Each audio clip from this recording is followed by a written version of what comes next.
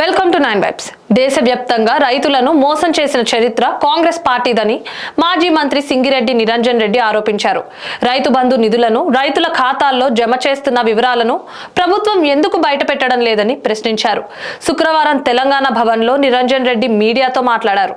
రైతు బంధు నిధుల గురించి మేధావులు ఎందుకు ప్రశ్నించడం లేదన్నారు. వరి ధాన్యంపై క్వింటాలు 500 బోనస్ గా వేస్తామని చెప్పిన కాంగ్రెస్ ఇప్పుడు ఆ నిధులు ఎందుకు ఇవ్వడం లేదని నిలదీశారు.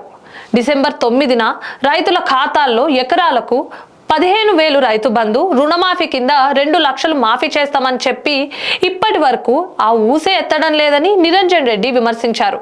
తమ ప్రభుత్వం 11 పర్యాయాలు రైతు బంధు పథకం కింద 72,000 కోట్ల పెట్టుబడి సాయం రైతుల ఖాతాల్లో జమ చేసిన విషయాన్ని ఆయన గుర్తు చేశారు.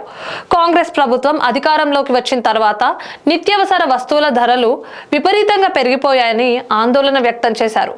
బ్లాక్ మార్కెట్ ను నియంత్రించడంలో కాంగ్రెస్ ప్రభుత్వం విఫలమైంది ఆయన ధ్వజమెత్తారు.